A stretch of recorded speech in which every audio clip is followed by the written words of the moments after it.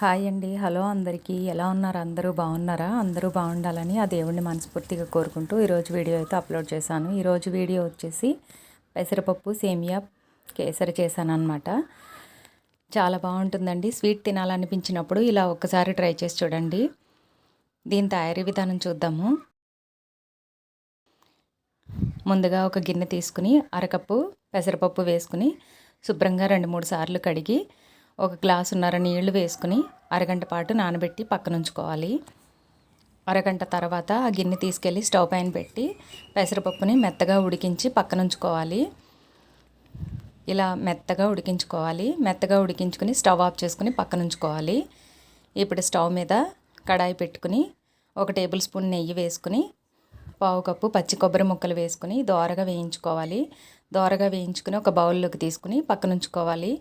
ఇప్పుడు అదే కడాయిలో కొన్ని బాదం పప్పు పలుకులు, జీడిపప్పు పలుకులు వేసుకుని కొంచెం వేగిన తర్వాత కిస్మిస్లు కూడా వేసుకుని అవి కూడా దోరగా వేయించుకుని కొబ్బరి ముక్కలు తీసుకున్న బౌల్లోకి ఇవి కూడా తీసుకుని పక్కనుంచుకోవాలి. ఇప్పుడు అదే కడాయిలో 1 టేబుల్ స్పూన్ నెయ్యి వేసుకుని 1 కప్పు సేమియా వేసుకుని దోరగా వేయించుకోవాలి. ఇప్పుడు పక్కన స్టవ్ మీద 1 గ్లాస్ నీళ్లు మరిగించుకోవాలి. ఇప్పుడు ఇలా వేగిన సేమియాలో మనం మరిగించి ఉంచుకున్న గ్లాస్ వేడి నీళ్ళు వేసుకుని సేమియాని ఉడికించుకోవాలి. ఇలా సేమియా సగం ఉడికిన తర్వాత మనం ముందుగానే ఉడికించి ఉంచుకున్న పెసరపప్పు ముద్దను వేసుకుని కలుపుకొని ఒక 5 నిమిషాల పాటు ఫ్రై చేసుకోవాలి. ఇలా కలుపుకొని ఫ్రై అయిన తర్వాత 1 టీ స్పూను ఇలాచి పొడి వేసుకుని 1 కప్పున్నర పంచదార వేసుకుని మళ్ళీ కలుపుకోవాలి. ఇలా కలుపుకుని పంచదార వేసిన తర్వాత పాకం వస్తుంది కదా, కొంచెం దగ్గర పడే వరకు ఉడికించుకోవాలి. పాకం వచ్చిన దాన్ని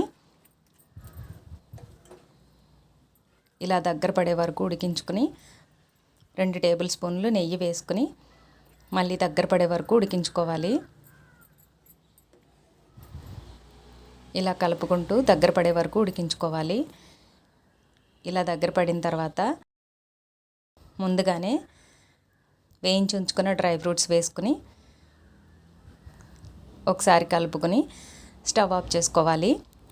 అంతే, చాలా సింపుల్గా చేసుకుని పెసరపప్పు సేమియా కేసరి రెడీ అయిపోయింది. ఇది దేవుడి దగ్గరకు కూడా ప్రసాదంగా చేసుకుని పెట్టుకోవచ్చు. చాలా బాగుంటుందండి. దీని తయారీ విధానం మీకు నచ్చితే ఒకసారి ట్రై చేసి చూడండి. వీడియో నచ్చితే లైక్ చేయండి. కొత్తగా ఎవరైనా మా ఛానల్ చూస్తే సబ్స్క్రైబ్ చేసుకుంటే థ్యాంక్ యూ ఫర్ వాచింగ్.